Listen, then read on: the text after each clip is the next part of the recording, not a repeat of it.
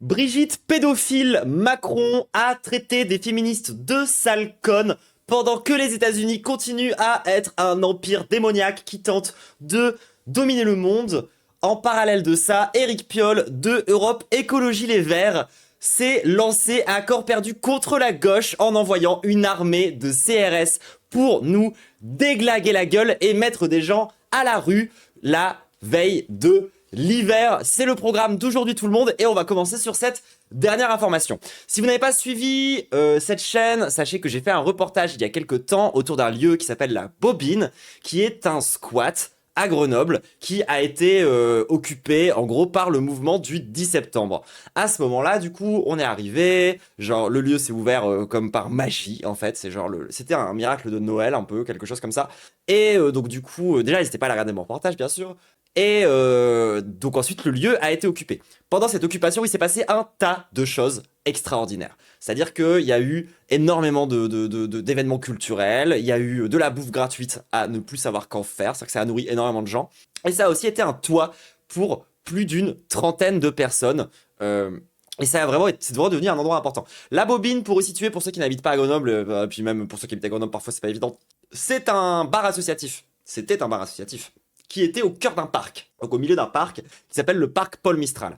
Dans ce lieu associatif qui a fermé l'année dernière pour des raisons complètement gaze, de mauvais management, etc. et tout, du coup, c'est devenu un squat concrètement où des gens ont pu dormir. Ce qui tombait bien, parce qu'en fait, le parc Paul Mistral est justement particulièrement connu pour être un lieu de chute dans lequel beaucoup de gens se retrouvent et finissent par dormir concrètement. Donc du coup c'était absolument logique lorsque on a ouvert le lieu que du coup les gens qui dormaient sur place allaient pouvoir avoir plus d'hygiène, d'avoir un endroit chaud, un endroit correct par rapport à ça.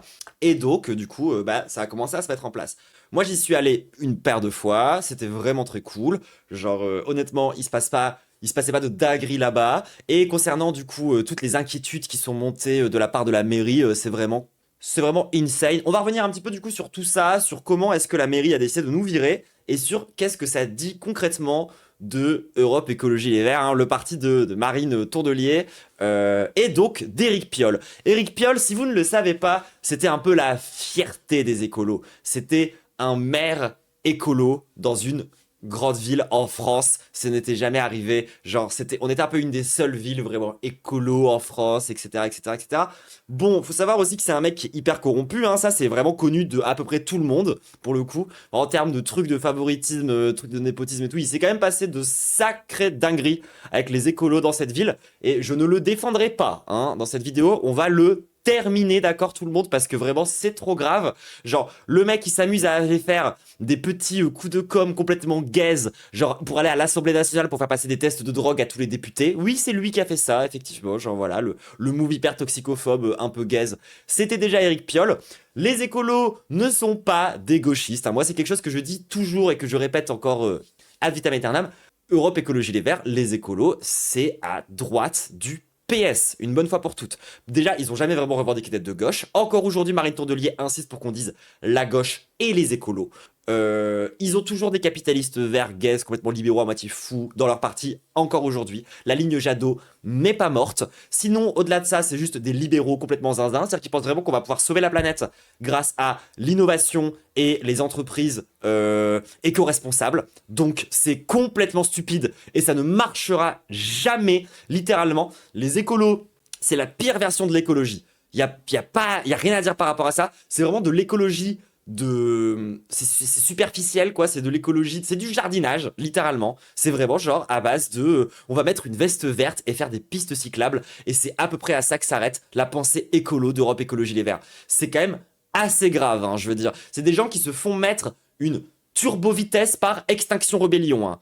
Genre c'est quand même assez ouf, alors que Extinction Rebellion c'est pas le top du top de la radicalité, hein, d'un point de vue politique quand même, c'est assez ouf. Ce qui leur permet aussi, en plus de ça, d'apporter un discours qui est insupportable et que j'en ai marre d'entendre, qui consisterait à dire que soi-disant, en fait, l'écologie, ça nous concerne tous, hein. Donc en fait, hein, ça dépasse les partis. Donc l'écologie n'a pas à être une gauche ou l'écologie n'a pas à être de droite. Il faut que ça dépasse les partis. Ok, Emmanuel Macron, d'accord, si tu veux. En attendant, moi, ce que je pense quand même, c'est que ce qui pollue le plus, ce qui détruit le plus la planète, c'est avant tout la production capitaliste. Et le problème là-dedans, c'est qu'on n'a pas de pouvoir politique sur cette production capitaliste tant qu'on ne contrôle pas un petit peu au hasard le capitalisme en fait, hein, parce qu'au final, c'est quand même des gens qui possèdent des entreprises absolument destructrices et enfin un vrai enfer pour la nature, qui prennent les décisions de tout niquer, qui prennent les décisions de faire des profits sur la mort littérale de la planète.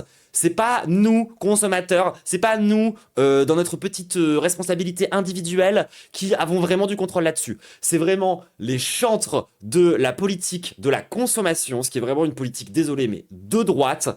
Genre, les écolos, c'est un immense problème. Et la preuve, c'est que, genre, à Grenoble, ils ont fait que de la merde. Genre, littéralement, enfin, c'est-à-dire que ils sont connus quand même pour avoir défoncé des cas comme ça de gens qui dorment à la rue, genre, ils ont quelque chose contre les pauvres en fait. Ils ont quelque chose contre les pauvres, ils ont quelque chose contre les sans-abri, ils ont quelque chose contre les mouvements de gauche plus radicaux que eux, et il faut que nous expulser en boucle, ou il faut que expulser en boucle les Roms, il faut que, genre, envoyer plus à la périphérie. C'est genre la même politique répressive que fucking Macron en fait.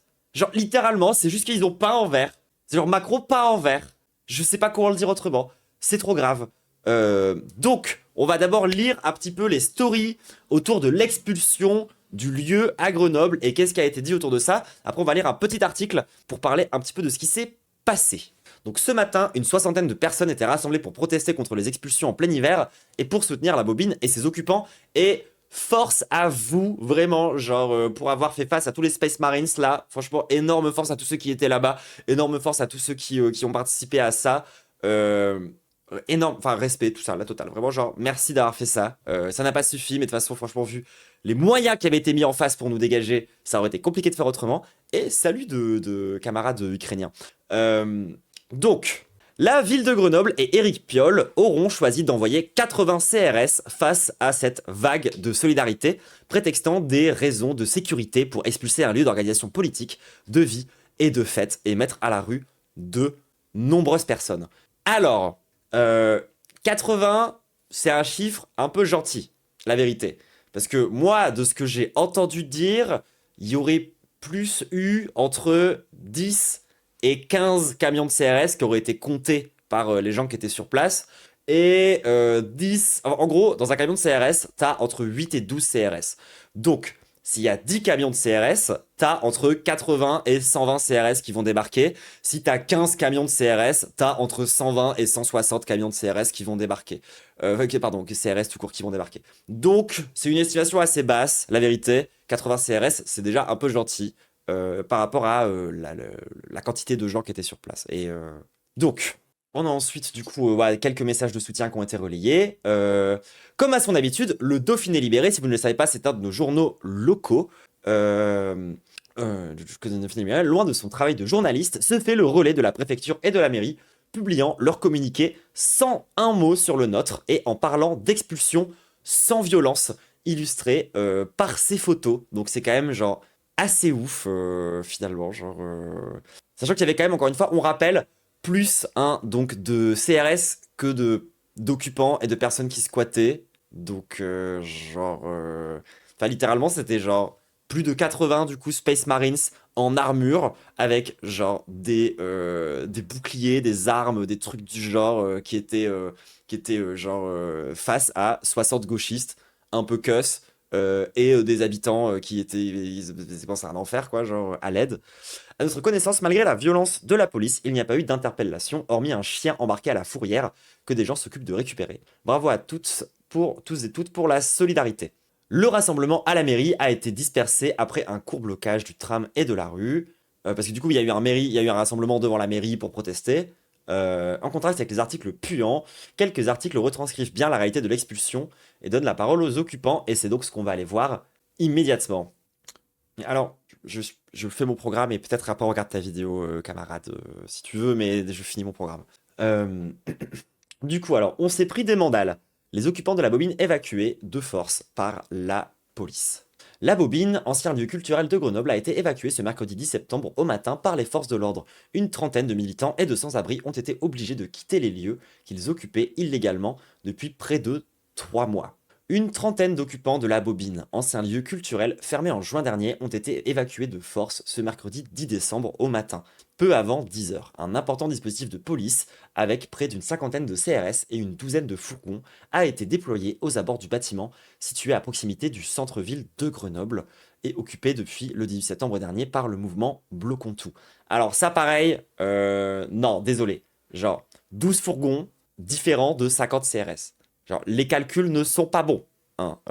Genre, désolé, hein, mais ça fonctionne pas comme ça. Genre, et encore une fois, il y a entre 8 et 12 CRS par camion. Mais bref, après une dernière sommation, les forces de l'ordre ont été séparées de force et expulsé une quinzaine de militants qui se tenaient devant l'entrée de la Bobine, a constaté France 3 Alpes. Elles ont ensuite libéré les différentes entrées du lieu et évacué les derniers occupants. À l'issue de cette opération, un cordon de CRS a été disposé tout autour du bâtiment afin d'empêcher un potentiel retour des militants. Ouais, apparemment, je me fais insulter en ukrainien, écoute. On s'est posé devant le bâtiment pour retarder l'ouverture, explique Steph, un des occupants, le nez en sang. Avec eux qui se sont... Voilà, mais j'imagine que ça s'est fait sans violence. Hein, bien sûr, sans violence. Ah, tout à fait... Déjà, j'ai pas pu raid, mon stream a eu de problème technique. Oh, pas de soucis, archi crasseuse, t'inquiète pas. Enfin, tu sais, le mec, il a été interviewé, genre avec le nez ensanglanté, en mode, mais il n'y a pas eu de violence, t'inquiète pas. Avec ceux qui se sont interposés, on s'est mis des mandales, des coups dans les tibias, on s'est pris des mandales, pardon, des coups dans les tibias, des coups de matraque, la routine pour eux comme pour nous. D'un côté, il y a des personnes qui défendent des situations les plus humaines possibles, de l'autre côté, il y a ceux qui ne posent pas la question des conséquences de leurs actes. On peut voir une petite courte vidéo juste ici. Bon, on voit rien, c'est un enfer, on va en mettre une autre, c'est pas grave. Hop, hop, hop.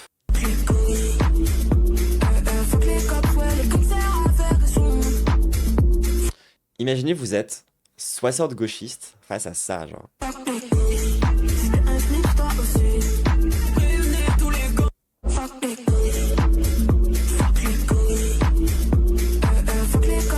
Voilà.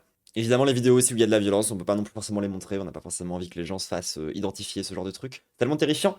C'est littéralement les clones dans Star Wars, hein. Je suis désolé les gens, mais au bout d'un moment, enfin, genre, ils ont un casque de Stormtrooper, genre, ils ont une armure, et c'est tous des fascistes, je sais pas quoi dire, hein. Enfin, ils sont armés jusqu'aux dents, pendant que nous, on n'a rien pour se défendre, parce que sinon on finit en prison. Bref. De son côté, la préfecture de l'Isère indique que l'intervention s'est déroulée dans le calme, sans heurts et sans aucun incident, peut en témoigner le mec qui avait le nez en sang. Selon la direction interdépartementale de la police nationale de l'Isère, vers 11h30, une quinzaine d'individus de l'ultra-gauche, l'ultra méga maxi over giga over top de gauche, venant de la Bobine, ont tenté de pénétrer dans l'hôtel de ville de Grenoble, avant d'être repoussés par les forces de l'ordre, de l'ordre de la nation, de la patrie et du travail.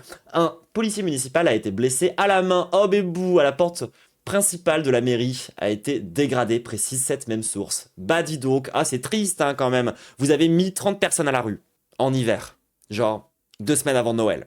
Des gens qui vivaient au milieu d'un parc, que vous avez juste renvoyé dormir dans ce même parc. Genre je suis désolé hein, mais c'est trop grave. Genre l'ultra-gauche qui voulait participer à la culture et aider les sans-abri JPP. Non mais c'est exactement ça, genre, tu sais, l'ultra méga maxi over gauche, tu t'imagines tout de suite un groupuscule violent. La vérité c'était quoi?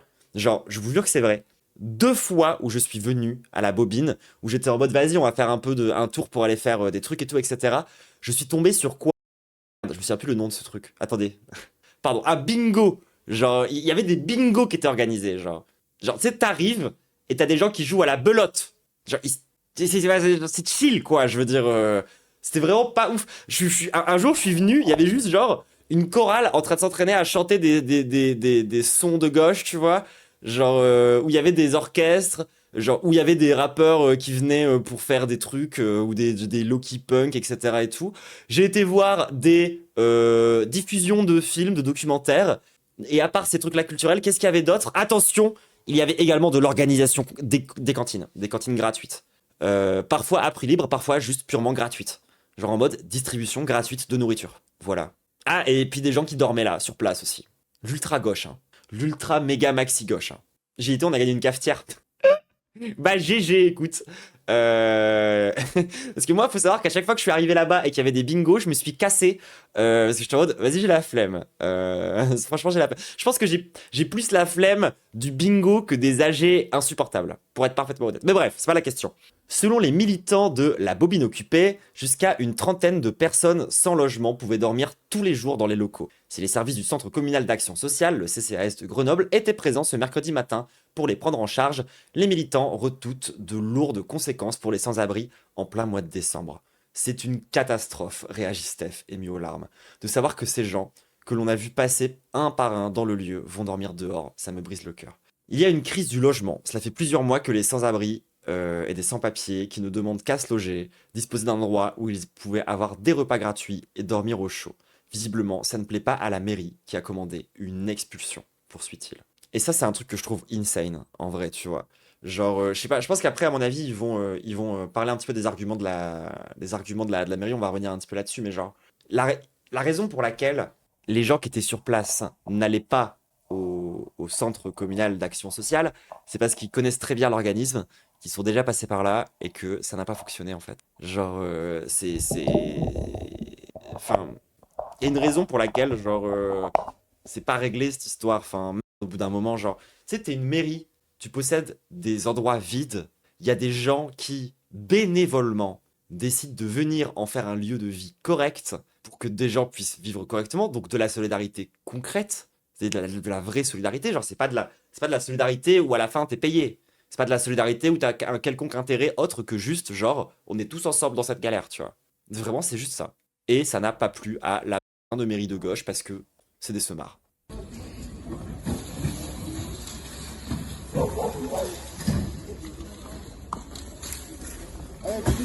Bon, leur lecteur, c'est vraiment de la merde par contre. Il va vraiment falloir faire quelque chose pour ça, hein, France Info. Alors, c'est trop grave. Depuis le début de l'occupation, les militants de la Bobine Occupée proposaient d'héberger des personnes à l'intérieur de l'ancien bar culturel, mais organisaient aussi des projections, des conférences ou encore des concerts dans le but d'en faire un lieu d'organisation politique, de vie et de fête. Mais ce lundi 8 décembre, la ville de Grenoble, propriétaire des locaux, avait pris un arrêté municipal autorisant l'expulsion. Une décision après plusieurs semaines de tentatives de dialogue, selon la mairie, mais qui n'ont abouti sur aucune solution. En même temps, paye ton dialogue de fils de... Genre vraiment, enfin, la mairie, ils étaient vraiment dans ce truc de... En fait, si vous refusez d'avoir un huissier que nous on a payé et qu'on a chargé d'une mission qui est secrète et qu'on ne vous dit pas, de venir constater sur les lieux des trucs que, genre, vous n'avez pas de contrôle sur ça, on refuse de discuter avec vous. Bah, nique ta mère, en fait. C'est-à-dire que, littéralement, ce qu'ils voulaient faire, genre, pour eux, ce qu'ils appellent un dialogue qui aboutit à rien, c'est de dire, en fait, on va payer un huissier, on va lui donner une mission dont vous n'êtes pas au courant, vous ne savez pas pourquoi il est là, il va rentrer dans le lieu et faire une constatation juridique sur place, et ensuite il va nous ramener cette constatation sans que vous puissiez la lire. Et ça, c'est pas un dialogue, hein. C'est une carte piège, hein, a priori. C'est pas genre... c'est littéralement en mode, est-ce que vous pouvez pas faire rentrer le mec qui va nous permettre de porter plainte contre vous, s'il vous plaît? J'espère que la mairie et la métropole vont prendre leurs responsabilités. Il faut que tout l'effort qu'ils mettent pour virer des gens, ils le mettent aussi pour trouver de nouveaux lieux. Il y a des gens qui vivent dehors, sur leur territoire. Ils ne peuvent pas toujours renvoyer la balle au gouvernement en disant que c'est de la faute de l'État, continue Steph. Et il a bien raison. Il a bien raison. Ah voilà, ça c'est vraiment un chapitre qui me rend complètement folle. Là, on va voir un petit peu du coup, c'est quoi la justification de la mairie écolo pour avoir décidé de mettre à la rue des sans-abri en plein hiver. C'est parce que sinon ils étaient en danger. Oh bah oui, dis donc. La poursuite de l'occupation était devenue dangereuse. Selon la mairie, l'évacuation a eu lieu dans le calme et tout a été mis en œuvre pour retrouver un logement aux sans-abri. Toutes les personnes qui ont fait une demande d'hébergement ce mercredi matin auprès des services du CCAS se sont vues proposer une solution d'hébergement, atteste Céline Deslat, conseillère municipale déléguée à la grande précarité et traître de classe. Au total, 8 personnes ont accepté l'aide du CCAS et une autre personne a été prise en charge et transportée à l'hôpital. Le 115 et le CCAS restent disponibles pour les occupants, ajoute-t-elle. D'autres personnes hébergées à la Bobine ont refusé ces services. C'est ce que je vous disais, c'est logique, hein, quand t'es déjà passé par là et que ça n'a servi à rien, a priori t'y retournes pas. Donc voilà, en gros, sur les 30, il y en a 8 qui vont avoir des solutions d'hébergement. Et tout le reste qui juste se démerde. Mais c'est pour leur sécurité, bien sûr. Très bien. Puis oui, pareil, dire que le 5 est disponible, c'est quand même un petit peu abusé, hein, si je puis me permettre, genre vraiment, enfin, à l'aide. Genre, la raison pour laquelle il y a besoin de solidarité concrète, la raison pour laquelle des gens s'organisent pour que il y ait pas de gens qui dorment à la rue, c'est précisément parce que vous faites pas votre travail, en fait. Genre, c'est face à leur propre manquement qu'il y a cette situation que des gens règlent par eux-mêmes, en fait. Mais non, ils préfèrent que ça disparaisse. La propriété de la ville avait été de... pardon. La priorité de la ville était de proposer un lieu d'hébergement digne. Or, nous avons retrouvé la bobine dans un état particulièrement dégradé, avec un risque avéré pour la sécurité et la dignité des personnes. C'est vrai que dormir dans le parc juste à côté, c'est tellement plus safe. Poursuit la conseillère municipale. La mairie de Grenoble pointe également des risques importants d'incendie et d'intoxication. Et alors ça, c'est une immense dinguerie. Genre vraiment, c'est de la pure désinformation. Honnêtement, des squats, j'en ai vu une paire. Des squats où on casse autant les couilles avec les risques d'incendie, je n'en avais jamais vu. Un squat avec une cuisine aussi propre, avec des gens qui font aussi bien leur taf, je n'en avais jamais vu. Genre, littéralement, je me demande d'où ils sortent ces putains d'informations. De toute façon, ils pouvaient pas le savoir, parce que il n'y a pas d'huissier qui a pu rentrer. Il n'y a pas de... Genre, en fait, ils ont fait ça à l'œil. Vraiment, genre, ils ont fait... Non, il y a sûrement un risque d'incendie. Selon Céline Delattre, une évacuation n'est jamais simple, hein. Mais il s'agissait de la dernière possibilité pour mettre en sécurité les personnes et offrir une nouvelle vie à ce lieu, dit-elle, après avoir littéralement tué la nouvelle vie qu'on venait de donner à ce lieu. Genre, vraiment, c'est quoi ce langage de con? Genre, meuf, tu peux pas donner une nouvelle vie à un lieu en tuant le lieu. C'est bizarre. Genre, je suis désolé. C'est complètement con. Tu peux pas dire que tu vas mettre en sécurité des gens quand tu les mets à la rue. Wesh. Vraiment, enfin, c'est trop grave d'être comme ça. Genre, enfin, c'est ouf de contradiction, genre. Dans un communiqué publié ce mercredi après-midi, la municipalité explique que la poursuite de l'occupation était devenue dangereuse. Ah bah oui, c'est vrai, tellement moins que...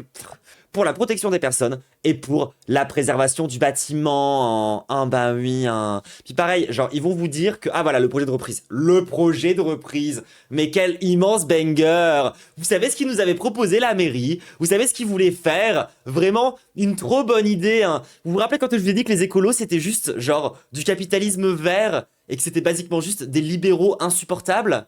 Eh ben, la proposition du projet de reprise, je sais pas comment est-ce qu'ils vont en parler, mais la proposition du projet de reprise, c'était concrètement de donner le lieu à un entrepreneur de gauche, d'accord? Entrepreneur de gauche qui voulait donc posséder le lieu, rouvrir le bar, faire du bénéfice et de la plus-value sur ce lieu et maintenir les bénévoles. C'est-à-dire qu'il voulait que ça soit à lui, il voulait lui faire de l'argent, mais il voulait surtout que les gauchistes continuent à travailler gratuitement pour lui. Bah effectivement, la collaboration entre ce mec et les militants, le culot, ouais, non vraiment, genre, enfin c'est vraiment une dinguerie, les gens, genre, c'était lunaire. Je vous dis que ce que je vous dis que c'était lunaire, c'était lunaire. Après la fermeture de la bobine, la ville de Grenoble était à la recherche de repreneurs. Début novembre, le projet de reprise porté par le collectif citoyen L'Autre Assaut, désigné par le mandataire judiciaire, avait été abandonné sur fond de difficultés financières. Oui, non, oui, les difficultés étaient purement financières. C'est un clin d'œil. Et de tension, ah bah voilà, des tensions avec les occupants illégaux, tout le monde dit bou, bou, bou, bou. Les gens qui travaillent gratuitement et qui aident les sans-abri en toute illégalité. Ah, trop bizarre de vouloir faire que des gens puissent avoir du chauffage. Bou, bou, bou, bou, bou, bou, bou, bou, bou. Face à cette situation, la municipalité avait notamment proposé d'autres lieux pour la poursuite du mouvement. Nous avons toujours été très souples, hein, et c'est aux militants de définir les conditions d'un nouveau lieu pour eux. Alors, on rappelle du coup c'est quoi la souplesse, hein? Allez, big souplesse. Ah ouais, c'est très souple, hein. On est en pleine souplesse. Ah, on s'étire tout le monde. Ah ouais. Hyper flexible, hein. d'avoir envoyé une centaine de Stormtroopers, genre venir nous péter la gueule, vraiment, en pleine flexibilité, hein. Tranus qui est flexible. Ils tentent de définir les conditions d'un nouveau lieu pour eux. Ils nous ont fait part de leurs conditions qui étaient, au départ, d'avoir une cuisine et un espace de conférence. Nous leur avons proposé des lieux. Mais malheureusement, ils ont toujours refusé ces solutions. Explique Céline Delatte. Oh bah... On se demande si t'es pas un petit peu en train d'omettre la moitié de ce que vous avez proposé, mais bref. Selon les militants, les solutions avancées par la ville de Grenoble n'étaient pas viables. La mairie n'a pas du tout pris en considération le fait qu'il y ait des personnes précaires, à la rue et en difficulté sociale.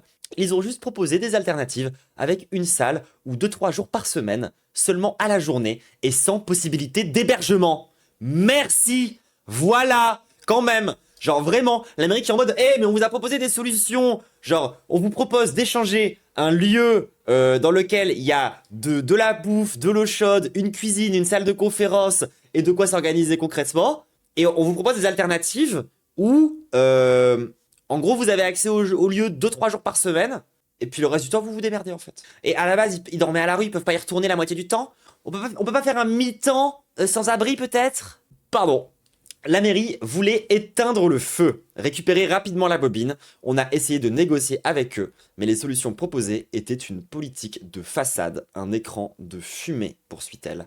Les militants ont prévu de se rassembler dans l'après-midi et ce mercredi pour décider de la suite du mouvement. Voilà, sur ce petit point autour de la bobine. Et moi, je trouve ça un peu ouf, parce qu'en fait, je trouve que ça en dit un peu long sur la dimension profondément capitaliste et libérale, même de nos lois. Genre, un lieu, par exemple, ne peut pas appartenir à tout le monde. Genre, un endroit qui est occupé et entretenu, genre, par les habitants, par les gens qui viennent faire du travail gratuitement, c'est illégal. Et du coup, c'est légitime d'envoyer des cops pour aller les foutre dehors. Genre, c'est littéralement illégal de juste faire un système dans lequel on essaye de faire des propositions qui sortent du capitalisme. T'as juste pas le droit. T'as pas le droit d'arriver quelque part et dire ce lieu appartient un peu à tout le monde, donc un peu à personne, et du coup, faut que tout le monde s'en occupe. C'est ça illégal.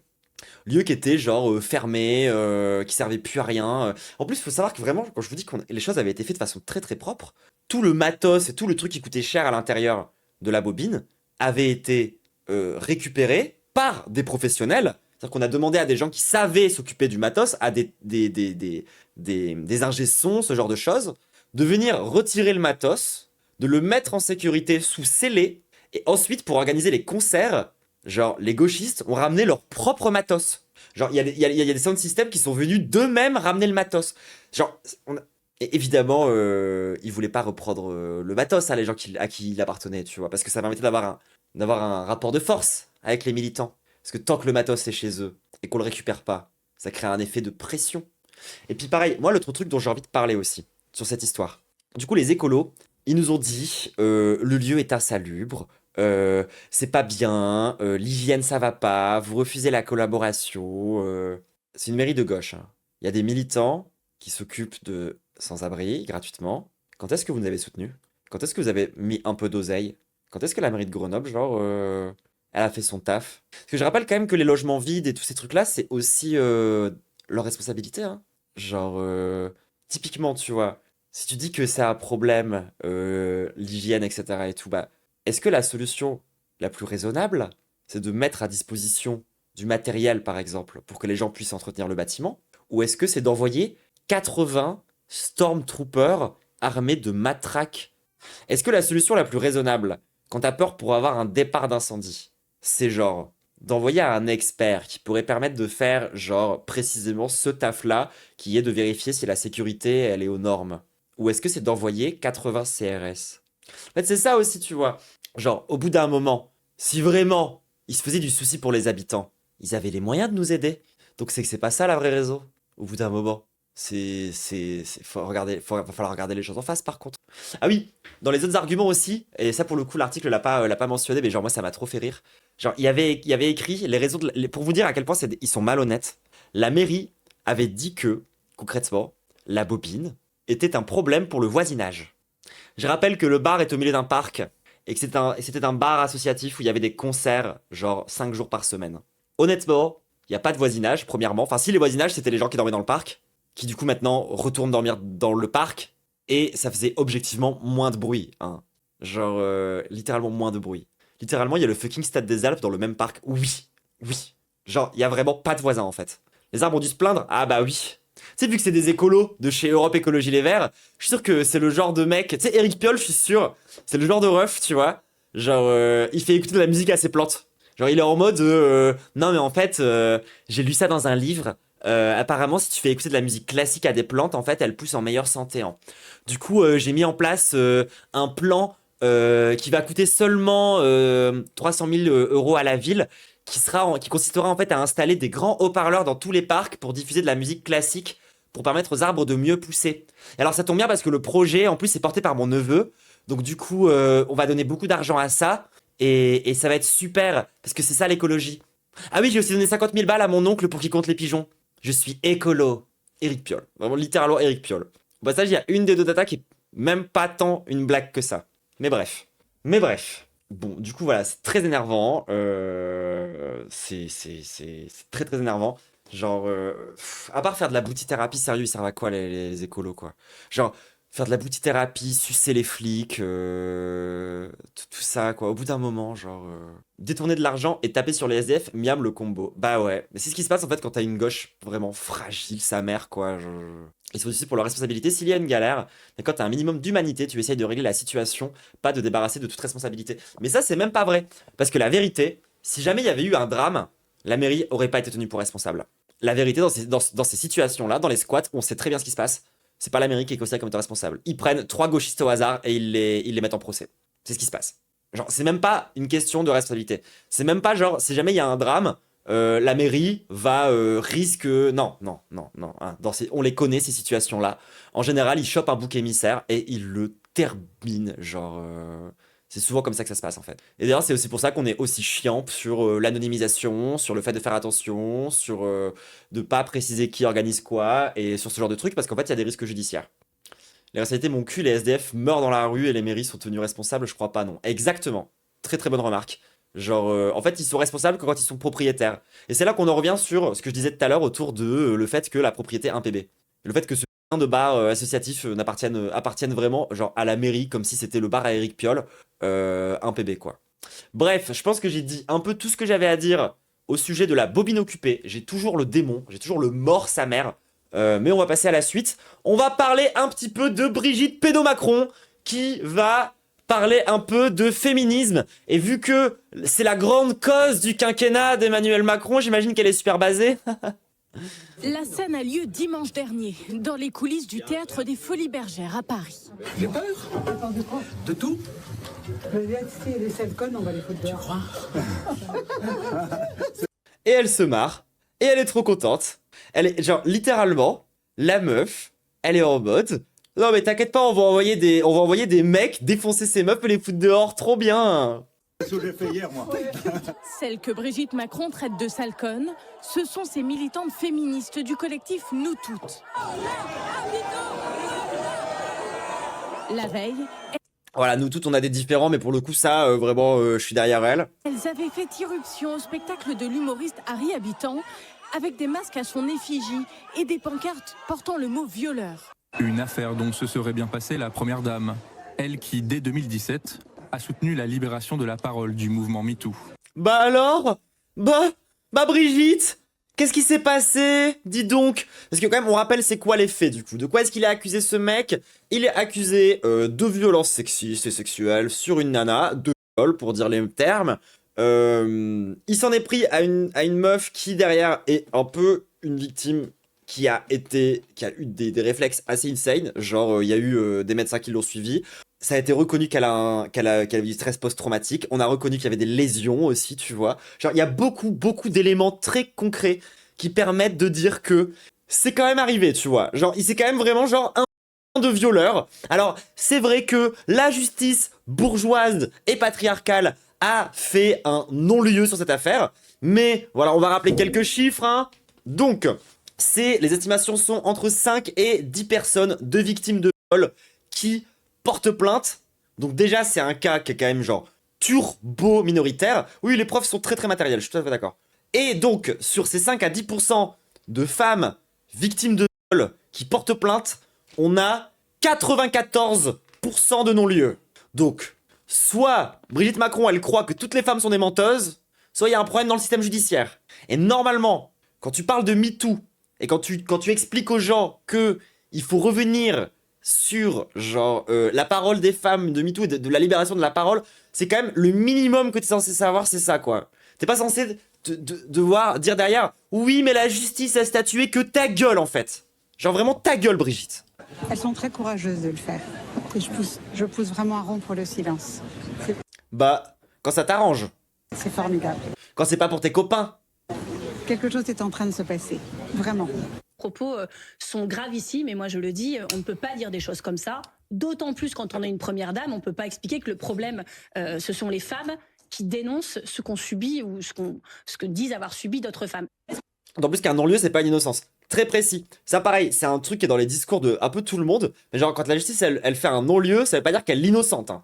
Ça veut juste dire, dans le doute, je fais rien. Au cas où. Une première dame devrait dire ça à Madame Le Pen, moi qualifiée de sale colle. Je rappelle que M. Macron, en 2017... C'est ça, traumatisme du coccyx, hématome sur les cuisses, lésion anale et vaginale, PTSD. Voilà. Elle a eu besoin d'une stomie.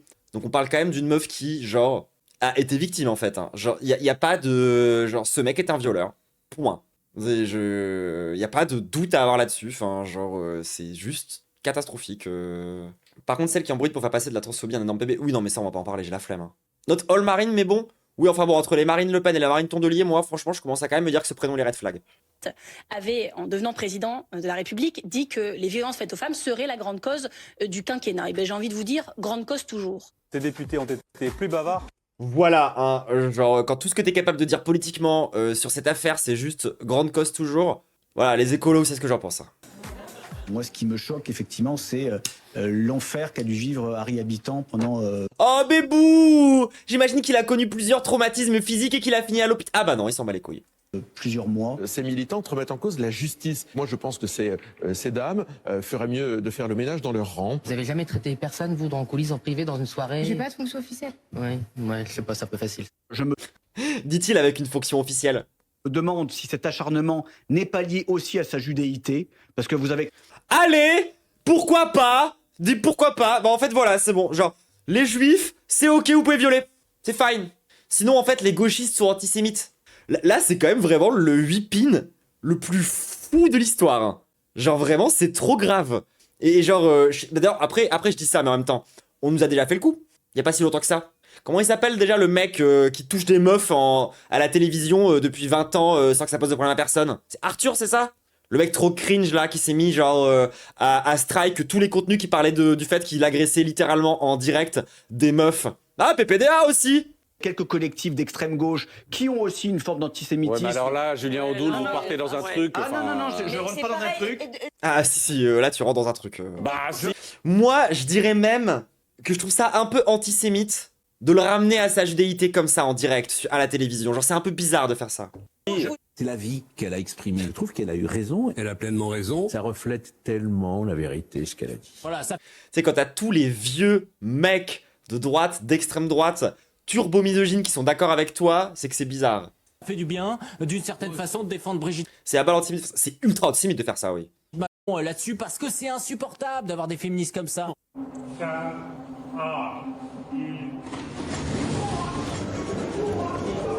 Vraiment, moi, depuis hier, je suis juste morte de rire à chaque fois. Pourquoi? Parce que en fait, quand on nous traite, nous, les féministes, de radicales, parce qu'on met un masque dans un spectacle, désolée, mais moi, ça me fait vraiment rire. Parce que pour moi, ce qui est radical, en fait, c'est les viols. En fait, les viols sont radicales, les féminicides sont radicales. Ouais, genre, c'est vrai que défendre en 4K les violeurs, expliquer que quand t'es censé avoir ta grande cause de ton quinquennat, qui est censé être la défense des femmes, et que tu préfères envoyer des flics et des gardes du corps pour virer des meufs, tu vois, c'est un peu bizarre. Quand ta vision du féminisme, c'est d'envoyer des gars frapper des femmes, c'est bizarre. Un non-lieu, c'est pas un acquittement. Ça ne prouve aucunement l'innocence. Un non-lieu, c'est la fin des poursuites. Ça vient dire en fait qu'il n'y a pas eu assez de... Voilà, et donc dans ces situations-là, qu'est-ce qui nous reste comme option pour mettre un rapport de force avec ce genre de personnes? Quand la justice fait pas son travail, littéralement. Mais c'est les mêmes gens qui vont vous parler de justice laxiste, hein. Preuve pour poursuivre finalement l'instruction, malgré le fait en fait qu'il y a eu des preuves matérielles et médicales de la part de la victime. Sur les réseaux sociaux, l'insulte se transforme en slogan féministe. Le hashtag Salconne prend de l'ampleur, relayé par plusieurs personnalités. Moi aussi je suis une sale conne et je suis fière de l'être. Moi aussi je suis une sale conne et je soutiens toutes les autres. Hashtag Salconne. Moi je préfère le dire. En vrai, c'est une bonne idée d'avoir fait ça. Je le ferai pas, moi j'ai la flemme. Je préfère être une sale conne qu'une vieille bourgeoise réactionnaire qui défend un système dans lequel les femmes elles sont en première ligne des violences sociales, sexistes, patriarcales, économiques. Et du coup, Brigitte pédophile Macron, la grande défenseuse des femmes, qu'est-ce qu'elle a exactement comme petit palmarès maintenant si on commence à compter? Alors du coup, elle traite les féministes de sales connes et elle envoie des hommes les tabasser. Elle essaye d'interdire de toute sa force Aya Nakamura à la cérémonie des Jeux Olympiques pour ensuite faire de la récupération sur sa gueule. Et ensuite, les pièces jaunes. Est-ce que vous avez entendu parler de cette histoire? Ça vous dit on tape un peu sur Brigitte? Allez là, révélation du canard enchaîné. Dis donc, Brigitte Macron casse la tirelire des pièces jaunes. Bah alors Brigitte, on s'attaque aux gens qui font on fait du détournement. Bizarre ça, dis donc. Allez, petite balle sur Brigitte, on va mettre la lumière sur ça. Présidente de la Fondation des hôpitaux, la première dame a accordé des aides pour 2 millions d'euros à l'association e-Enfance. Encore une fois, n'oubliez pas, dirigée par l'une de ses proches. Ah ben, oh bizarre, tiens, on dirait Eric Piolle. Financée par l'opération Pièces jaunes, ces versements ne semblent pas bien cadrés avec les règles de la Fondation. Depuis 2022, Brigitte Macron a puisé 2 millions d'euros dans le budget des pièces jaunes pour donner un petit coup de pouce à e-Enfance, qui lutte contre les violences subies par les mineurs sur Internet. Heureuse coïncidence, cette association est dirigée par Justine Atlan, l'une de ses bonnes amies, par ailleurs trésorière du think tank macroniste Renaissance Numérique. Oui, le dessin... Non, par contre, le canard enchaîné, un PB avec les caricaturistes, hein, mais bref... Genre vraiment ça sort d'une backroom. Hein. Je suis désolé, tu vois, genre ça là, ça c'est un SCP, d'accord? Genre ça hante encore mes cauchemars, genre toutes les nuits en fait. Vous avez vu la propagande machine derrière. Voilà. Vous demandez ce que c'est la propagande machine, c'est ça là. C'est ce truc qui me permet de sortir mes VOD. J'ai oublié que j'avais laissé ouvert ce truc. Oh, du code. En fait, j'ai pas du tout fermé mes trucs où je taffais aujourd'hui. Bref. L'épouse du chef de l'État préside la Fondation des hôpitaux, qui chaque année collecte les dons pour les pièces jaunes et en assure la redistribution via des appels à projets. La générosité publique a pour but d'améliorer le quotidien des enfants hospitalisés. Quoi? Brigitte Macron aurait volé de l'argent à des enfants hospitalisés? Ah, mais c'est parce qu'elle peut pas leur prendre leur adrénochrome, c'est pour ça... De leur famille et des soignants. Pas vraiment un truc dit enfance, dont la mission première est de signaler les contenus illicites en ligne aux autorités et aux plateformes qui rémunèrent l'asso pour ce travail. Officiellement, le soutien de la Fondation, 2 millions d'euros sur 3 ans donc, devait permettre à e-Enfance de prendre en charge un plus grand nombre d'appels sur sa hotline, le 3018. Fin 2023, Elisabeth Borne, alors première ministre, annonçait à la surprise générale que le 3018 devenait un numéro unique de lutte contre le harcèlement. Le 3020, la ligne d'écoute historique labellisée par Santé France, disparaissait ainsi au passage et avec sa dizaine de psychologues expérimentés, tous licenciés pour motifs économiques. Voilà, donc en fait, à la base, on faisait des blagues sur les numéros verts, mais même ça, genre, ils ont pas réussi à le faire. Genre, même des fucking numéros verts, ils sont pas capables de les gérer parce que de Brigitte Macron fait du détournement de pièces jaunes. Résultat, les appels ont triplé, mais le taux de réponse est passé de 80 à 30%. D'où, en 2023, la nécessité pour Atlan, qui bénéficie déjà de subventions publiques, de recruter 8 nouveaux écoutants afin de porter l'effectif à 20. Problème, le cahier des charges des pièces jaunes auxquelles sont soumis les établissements de santé exclut la rémunération des personnels permanents et les frais de fonctionnement des associations. Il y a dû y avoir de la friture sur la ligne. Première dame charitable. Les chèques devaient ainsi permettre à e-Enfance de sensibiliser au piège du numérique les 1200 salariés des maisons des adolescents, déjà en partie financés par la Fondation. Mais l'association reconnaît n'avoir formé que 129 personnes en 2024. Donc alors attendez, c'est quoi le ratio? Histoire de faire le petit ratio. 159 divisé par 1200. Voilà, donc ils ont réussi à faire à peu près 13% de leur travail. Peut-être il serait temps d'arrêter du coup, je sais pas. Ou genre de vraiment faire son taf, je sais pas. essentiellement en visioconférence en plus, hein, bien sûr. Alors, ce serait trop dommage. Hein. Là aussi, la formation est exclue des appels à projets des pièces jaunes. Le pactole aurait-il permis de financer le déménagement d'e-enfance dans des locaux flambant neufs à 2 pas de la bourse de Paris, inaugurée en grande pompe en février 2023 mais par Brigitte directement. Et oui, voilà, il y a sa meilleure copine qui a pris tout son oseille, ils ont déménagé, et lorsqu'ils ont fait une cérémonie d'inauguration, qui c'est qui est venu pour fêter ça? Brigitte. Oh, mais comme quoi, c'est du hasard, probablement du hasard. Il n'y a pas eu de favoritisme, se défend la directrice de la Fondation des hôpitaux, Marion Sinalini. Notre soutien à e-enfance entre parfaitement dans notre action. Elle précise que l'institution, contrôlée par la Cour des comptes en 2020 et 2021, est tout à fait capable de s'opposer aux demandes de sa présidente. Ah oui, le cabinet de Brigitte Macron n'a toujours pas voulu répondre aux questions du canard. Voilà. Alors que, bon, genre, elle a fait quoi cette meuf à part être la femme de Macron exactement? Non, sérieusement.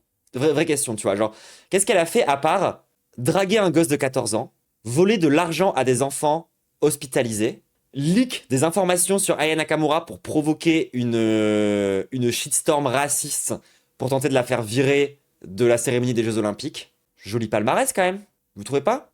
Ah, elle a joué son propre rôle dans Emily in Paris, bien vu ça. Hanouna est le gendre de Macron. Attends, quoi? Attends, quoi? Quoi? Comment ça? Attends, comment ça? Comment ça, mon ref? Ou ma ref, je sais pas. Oui, oui, non, attends, quoi? Comment j'ai pas cette data? La fille de Brigitte Macron, c'est la meuf de Hanouna! Comment ça? Pardon? Mais, oh, Noël doit avoir une ambiance.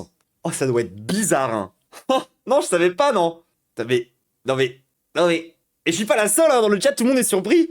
Mais comment cette data, elle a pas pu? Genre, comment ça se fait que j'ai raté ça?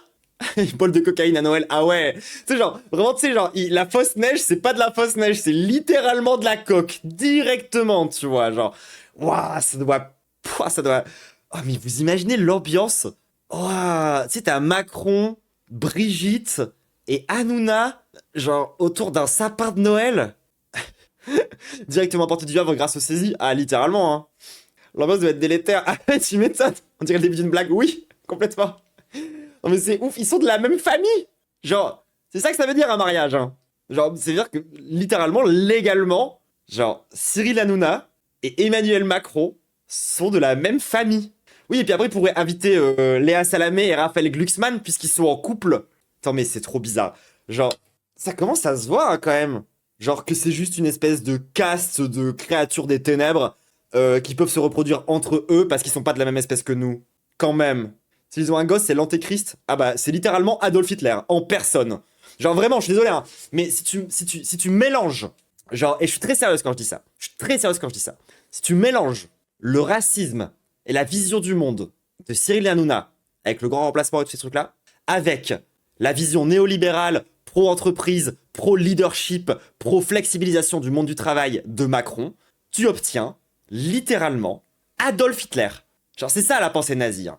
Genre, le management nazi, tous les trucs de Johann Chapoutot, c'est littéralement pour expliquer concrètement que, genre, le nazisme, c'est quand même un truc qui est assez compliqué à comprendre, et que ça se fait en plusieurs dimensions, et que une de ces dimensions, c'est le côté raciste, antisémite, tout ce qu'on connaît. Et l'autre dimension, c'est le management et les dynamiques qu'on connaît aujourd'hui dans le monde du travail. Hein. Donc si tu mélanges, genre, Zemmour et Macron, t'obtiens Adolf Hitler, en fait, hein, tout simplement. Genre, oh, ta gueule, Odibaku. Ah, c'est trop grave. D'essayer de me faire comme ça en plein live. Genre, c'est trop chaud.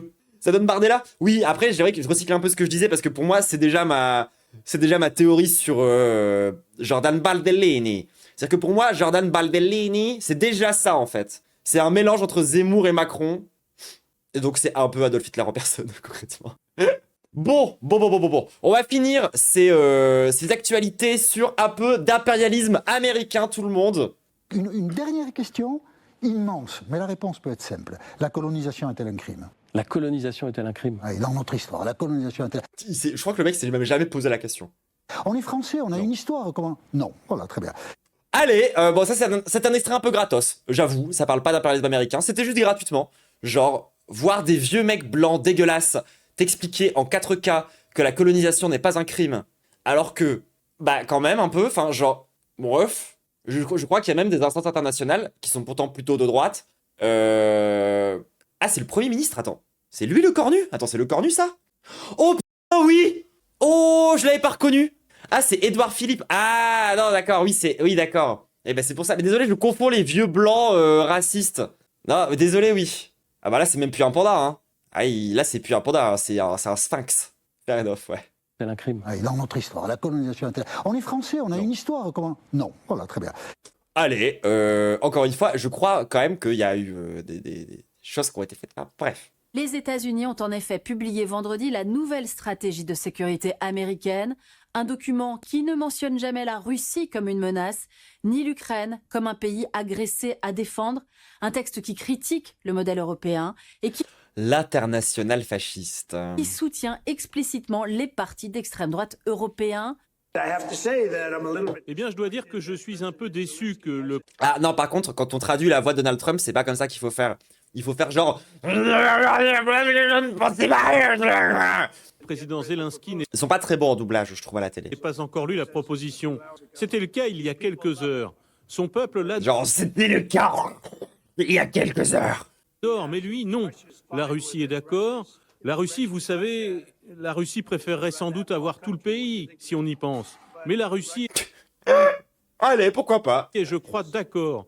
Mais je ne suis pas sûr que Zelensky le soit. Son peuple adore la proposition, mais lui ne l'a pas lue. Dimitri Peskov, porte-parole du Kremlin, salue, je cite, une stratégie américaine globalement conforme à notre vision. Alors ça, tu le montres à n'importe qui, il y a 50 ans, on te croit pas. Genre vraiment, on te prend pour le roi des fous du bus. Hein. Genre, tu montres genre, cette séquence à n'importe qui, il y a 50 ans, le mec explose. Il te dit ta gueule, sale complotiste de merde. Et quand Elon Musk écrit sur X « L'UE devrait être abolie », furieux après une amende infligée à X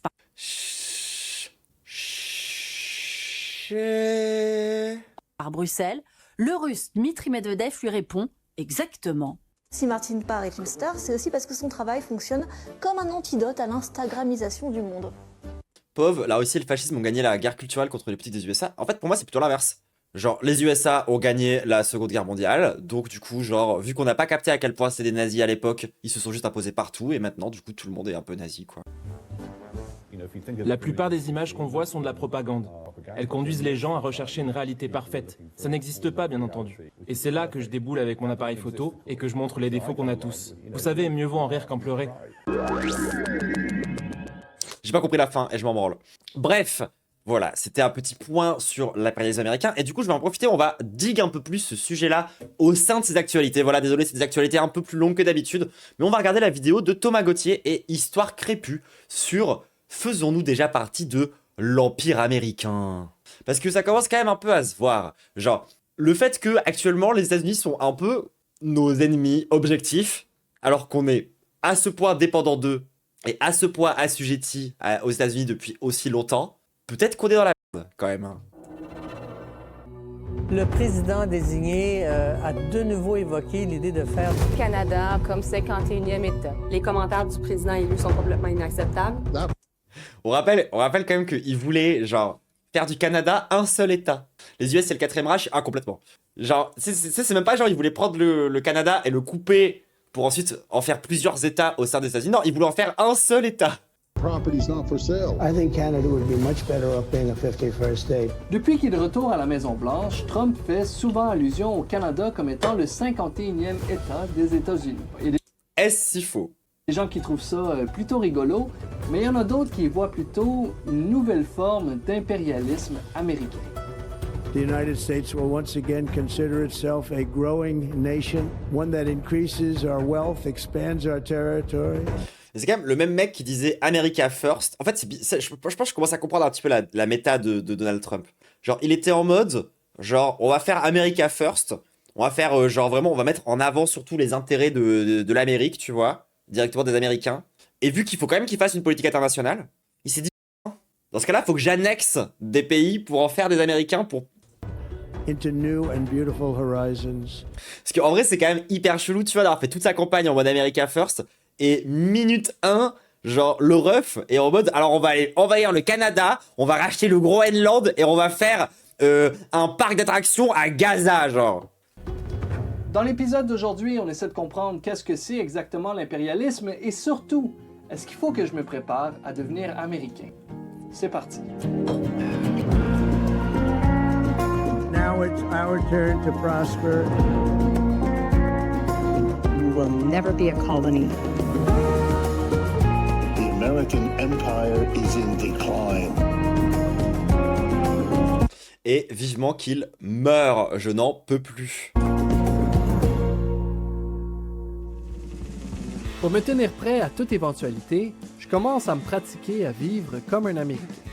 Hello, my name is Thomas. My child was killed at school today. If your child was killed at school today, put your hands up! What do you mean my child was killed at school today? I would love to go to the beach today with my child. Oh no, he's dead. J'ai encore un peu de peaufinage à faire, mais reste...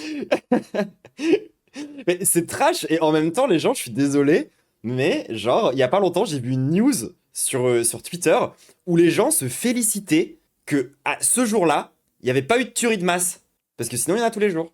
Il y a une question qui me tracasse. Tu sais, au final, est-ce qu'on est vraiment en train de se faire impérialiser ou est-ce qu'on est en train de s'inquiéter pour rien? Fallait que je prenne un pas de recul. Pour avoir un peu de perspective historique sur la question, j'ai demandé à Someboy de la chaîne Histoire Crépue qu'est-ce que ça voulait dire exactement l'impérialisme dans les derniers siècles. Toutes les nations européennes ont cherché en fait à se répartir le monde parce que ça leur permet d'avoir des territoires plus grands et surtout ça leur permet d'avoir des ressources à moindre prix, donc sans aller les chercher en Asie, mais avoir des choses qui coûtent quasiment rien puisqu'on utilise de la main-d'œuvre esclave. Et donc, dès la fin du 15e siècle et jusqu'au 20e siècle, l'Europe va conquérir la planète pour s'approprier les ressources des nouvelles colonies. Par exemple, on utilise aujourd'hui le mot... Franchement, il y a tellement Histoire Crépue dans chacun de mes lives, genre vraiment je pourrais presque le créditer dans les trucs de la chaîne. Hein. Ébéniste, pour parler d'une personne qui travaille le bois, sauf que l'ébène, c'est un bois africain. D'ailleurs, aux États-Unis, ça donnait ébony, donc une façon d'appeler les personnes noires. On dit noir d'ébène, etc.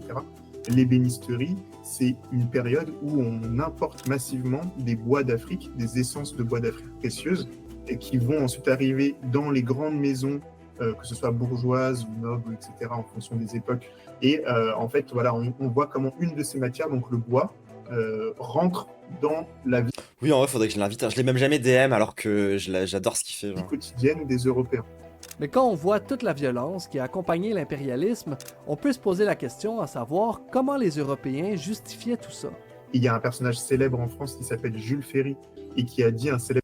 C'était le nom de mon école quand j'étais petit. Discours à l'Assemblée nationale où il explique que les races supérieures, donc blanches, ont le droit et le devoir de civiliser les races inférieures.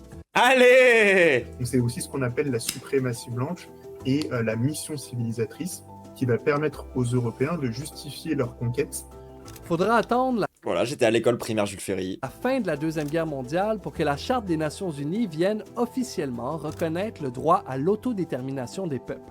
Au moment de la Charte, 1/3 de la population mondiale vivait dans des territoires coloniaux. Depuis, plus de 80 anciennes colonies ont eu leur indépendance. J'imagine dans d'excellentes conditions à chaque fois, bien sûr. Mais si on a mis l'impérialisme derrière nous, à quel point c'est vrai que c'est ça que les États-Unis sont en train de faire? On l'a mis derrière, hein, bien sûr. Bien sûr. Ah, on a arrêté, bien sûr. Non mais oui, je sais qu'il y en a énormément des écoles Jules Ferry.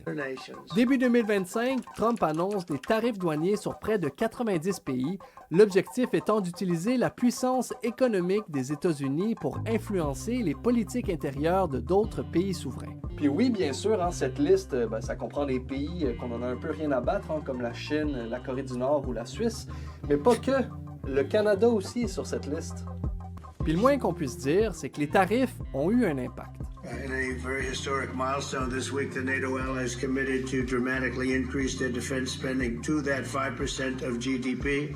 Les États-Unis, qui exportent près de la moitié des armes dans le monde, ont réussi à forcer les membres de l'OTAN à dépenser 5% de leur PIB pour la guerre d'ici 2035. Ce qui est quand même une dinguerie. Genre, le fait que les États-Unis d'Amérique, genre, nous ont forcés à investir dans l'armée. Juste pour l'Europe, ça équivaut à un effort supplémentaire de 510 milliards d'euros par an. Au Canada, en plus d'une hausse de 100 milliards de dollars par année pour la défense, on a dû faire plusieurs autres concessions pour éviter d'autres tarifs, genre annuler notre taxe sur les géants du numérique ou dépenser plus d'1 milliard de dollars dans notre frontière pour lutter contre le trafic de fentanyl, même si les chiffres démontrent que le problème provient des États-Unis et non... C'est oui, voilà, j'allais dire, le fentanyl, il vient pas du Canada pour arriver aux États-Unis, hein, c'est plutôt dans l'autre sens. L'inverse. Ouais, je pense que c'est indéniable, hein. On est en train de se faire impérialiser. C'est ok, ça. Le constat est clair. C'est une question de temps avant que je devienne américain, donc autant bien continuer à me pratiquer. Hey girl, did you fell from heaven? Because I want to know if you're the one that fell on my child or if a bullet killed him. What a beautiful day today. I wonder what my child is doing. Oh yes, I remember. He was shot at school today and he drowned in his own blood. Mais reste que tout ça me laissait un mauvais arrière-goût. Sérieux, je comprends pas comment ils peuvent nous faire ça à nous. Mais en plus, genre, c'est vraiment le pire pays du monde, genre les États-Unis. Genre, je sais plus, j'en avais parlé il y a pas longtemps avec quelqu'un qui m'expliquait combien ça coûtait, genre, d'accoucher aux États-Unis. Évidemment, c'est pas remboursé, hein, les gens. C'est genre 56 000 euros, je crois que c'est vraiment une dinguerie. Le Canada, alors qu'on est pourtant si pacifiste, c'est pas comme si on était impérialistes, nous autres aussi, puis checkez ça. Canada arrête d'armer Israël. Ça n'a aucun sens. Depuis 2 ans, j'aime trop comment il joue le faux naïf. L'État d'Israël a entrepris une politique d'extermination du peuple palestinien dans l'objectif de prendre possession. De le fait que la mort en couche, c'est ultra répandu. Ouais. Non, c'est genre vraiment les États-Unis, c'est ce pays dans lequel les gens meurent encore de maladies qui sont censées ne plus être un problème. Genre, c'est vraiment ce pays dans lequel c'est trop grave. Enfin. De la bande de Gaza. Les morts se comptent en dizaines de milliers, dont une part importante d'enfants. Entre la famine généralisée et les infrastructures détruites, la situation humanitaire est tellement catastrophique qu'une commission d'enquête de l'ONU a récemment qualifié les actions de... Non mais je comprends pas, là. C'est parce que si le Canada est en train de soutenir un ça voudrait pas dire qu'on fait nous-mêmes de l'impérialisme. On dirait que ça se peut pas. Let me be clear. I have not received and therefore have not approved any export permits of weapons to Israel since October 7. Le problème, c'est que ça va complètement à l'encontre des déclarations officielles. Alors, notre ministre des Affaires étrangères nous le dit, on n'a envoyé aucune arme dans les 2 dernières années. À quel point elle pourrait juste nous avoir menti? Il me semble que ça serait un peu... Apparemment, malgré les déclarations officielles, le Canada aurait continué d'envoyer des armes vers sans intérêt. On parle de millions de dollars en munitions, en équipements électroniques et en pièces de drone. Ouais, j'aime trop quand même, genre, dans la tête des Kiftis et des bourgeois, je me demande comment ça se passe, tu vois. Genre, tu sais, il y a ce pays qui a littéralement, pour idéologie majoritaire, le fait que l'homme est un loup pour l'homme et que les États sont des prédateurs entre eux qui doivent être en concurrence et en permanence essayer de, genre, dominer les uns les autres, et qui est en mode, on est alliés, vous inquiétez pas. On est alliés à condition que vous pensez comme moi. Ça va bien se passer. Bon.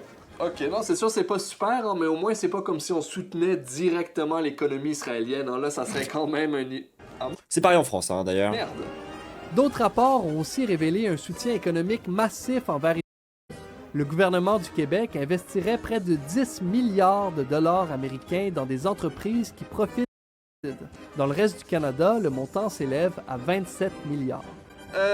Bon, ok, ben c'est sûr c'est un peu gênant pour le Canada, hein, mais au moins c'est pas comme si l'Europe faisait pareil. Hein. Là, on serait quand même...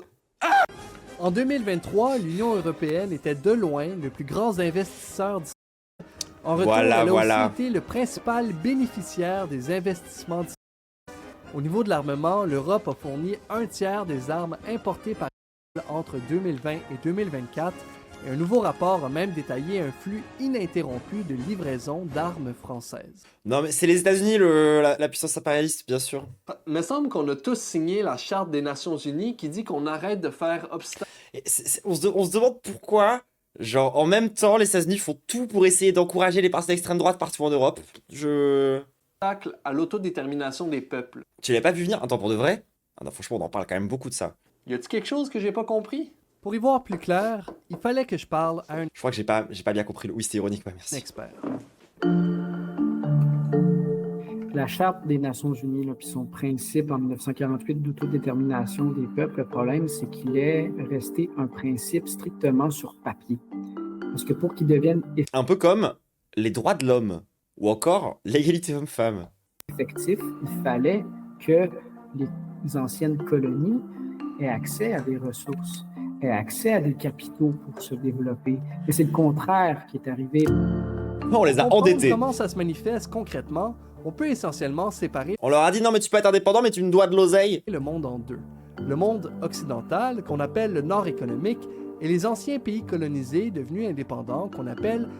Et d'ailleurs, pour plus de cohérence, moi ce que je propose, c'est qu'on organise des travaux pour déplacer l'Australie. Je pense que dans un souci vraiment de cohérence géographique, je pense qu'il faudrait prendre cette île qui est juste là, et on la met genre là, ou là. En plus, ce serait pratique parce qu'on pourrait construire des ponts. Genre comme ça, du coup, ça serait beaucoup plus cohérent. Le Sud économique. Le problème, c'est que quand on regarde la dynamique économique entre ces deux blocs, on réalise qu'elle semble pas mal en faveur des pays du Nord. Il représente 17% de la population mondiale. Pourtant, il compte pour 50% du PIB. Donc, c'est manifeste de cette capacité à Oui, ce serait plus cohérent pour l'Eurovision aussi, bien vu. concentrer la richesse. De 1960 à 2018, c'est plus de 152 000 milliards de dollars que les pays du Sud économique ont perdu aux mains des pays du Nord. Et alors que les travailleurs du Sud fournissent 90% de la main-d'œuvre qui alimente l'économie mondiale, ils perçoivent seulement 21% des revenus mondiaux. C'est pour ça qu'on peut voir dans les pays... Après, la vidéo est super intéressante sur l'impérialisme et le fait que c'est un truc un peu global de la part des pays du Nord et qu'en vérité c'est de la collaboration qui est surtout liée concrètement à... On peut quasiment parler de suprémacisme blanc, franchement, à ce niveau-là. Enfin, je veux dire, la raison pour laquelle l'Australie est dans le Nord, c'est quand même un peu pour ça. Mais bref, genre... Je trouve que ça va quand même être intéressant de s'intéresser spécifiquement au type d'impérialisme et au type d'ingérence étrangère spécifique que fait les États-Unis. Parce que les États-Unis, c'est quand même pas n'importe quelle puissance impérialiste. C'est ce que je disais, c'est un peu la puissance impérialiste des puissances impérialistes. Genre, à partir de la fin de la guerre froide, jusqu'à concrètement, genre, la remise en question de la domination américaine par la Chine, genre, ils ont quand même bien imposé leur mode de vie dans beaucoup d'endroits. Ils nous ont imposé énormément de politiques, genre, there is no alternative, tout ça, c'est aussi les conséquences de ça, tu vois. Donc je trouve quand même que les États-Unis ont un peu un statut particulier au sein des États impérialistes, quand même. riches dans les grandes capitales occidentales, des centres commerciaux qui débordent de marchandises jusque dans des poubelles, et à l'inverse, des pays africains, des pays d'Amérique du Sud qui, eux, peinent à subvenir aux besoins de leur population. Ben, c'est en partie parce que la population des pays pauvres travaille pour le compte des pays riches, et tout ça, c'est masqué par le système d'économie mondialisée. Voilà tout le monde, c'est tout pour la vidéo. Si vous avez apprécié, mettez un pouce dans les airs. Genre, les États-Unis se permettent quand même des trucs que plein de gens font pas. Hein. Genre, je sais pas si vous avez vu la dernière vidéo là de la grosse revue, je crois, qui parle de comment est-ce que... Non, c'est pas la grosse revue, c'est Mi-Code, je crois. Faudra qu'on la regarde en vrai, parce qu'elle est vraiment cool. Oui, on a parlé des Salcon déjà. Parce qu'elle est vraiment bien, et elle parle justement du moment où les États-Unis, en fait, on avait un peu un monopole sur les cartes à puce, et les États-Unis ont dit genre, alors en fait, non. Genre, ils nous ont fait genre une espèce de figure acrobatique économique complètement folle pour, en gros, prendre le monopole sur ces technologies-là. Et ça a été sous-tendu par la CIA, et ils ont fait ça sur plein d'autres technologies, afin d'avoir, genre, littéralement toutes les technologies qui sont concentrées chez eux, pour faire de l'espionnage de masse partout sur Terre. Genre, il y a quand même des vraies grosses dingueries assez spécifiques aux États-Unis, tu vois, je pense qu'on peut en parler. Genre, on peut prendre d'autres exemples, tu vois. Genre, par exemple, les ambassades américaines. Vous saviez qu'il y a des antennes espions sur le toit de tous les ambassades américaines et que on le sait. Genre, c'est quasiment une information publique parce qu'en fait, on peut les voir. Genre, il y a des sur le toit, il y a des faux trucs de climatisation. Enfin, genre, c'est juste purement genre évident, tu vois. Enfin, les ambassadeurs chinoises, c'est la même. En vrai, c'est un peu la merde, je suis d'accord. Mais je trouve que les États-Unis, ils y vont quand même vraiment pas de main morte, et surtout, ils y vont en fait avec le bon sentiment de la part des pays qui sont low-key leurs pupilles, tu vois. Genre nous, par exemple, au hasard. Ils ont mis des faux étages sur certains... Non mais oui, c'est une dinguerie. Genre vraiment, les ambassades américains, c'est vraiment genre une immense dinguerie. Genre, enfin, c'est fou quoi. Vous pouvez soutenir la chaîne sur Tipeee. Ouais, oui, c'est vrai. Oh non, mais en vrai, la vidéo est bien pour envoyer à des gens qui savent vraiment pas, enfin, genre en tout début de politisation. Je pensais qu'on allait vraiment s'intéresser plus spécifiquement au cas des US. C'est un peu dommage, tant pis, c'est pas très grave. On va s'arrêter là pour les actualités. On a déjà abordé plein de sujets. Tout le monde, c'était très bien. Kiss YouTube, n'hésite pas à lâcher ton meilleur pouce bleu, ton meilleur commentaire, de l'argent sur Tipeee, tout ça. N'oublie pas de venir nous soutenir sur Twitch le 9, 10 et 11 janvier. Quand on va lancer du coup notre Forge Event, qui sera, encore une fois, je le rappelle, la levée de fonds pour qu'on puisse lancer notre média et proposer des vidéos montées spécifiquement pour YouTube, un peu comme les trucs qu'on regarde en React, en règle générale. J'ai déjà au moins 5 ou 6 thèmes de vidéos que je dois faire, les gens, genre j'ai trop hâte de pouvoir me mettre à bosser là-dessus. En attendant, on vous prépare un événement qui va être, ma foi, exceptionnel. Et suivez-nous sur Instagram parce qu'il y aura toutes les annonces entre les différents invités, les différents donation goals. On va avoir les différentes activités. Bah, j'ai déjà dit ça, pardon. Les différentes activités, si, non, il y a les invités, mais il y a les activités aussi parce qu'il n'y a pas des invités dans chaque activité, mais il y en a quand même beaucoup d'invités. Et n'hésitez pas à nous suivre tout le monde. Allez, kiss les atis de YouTubique.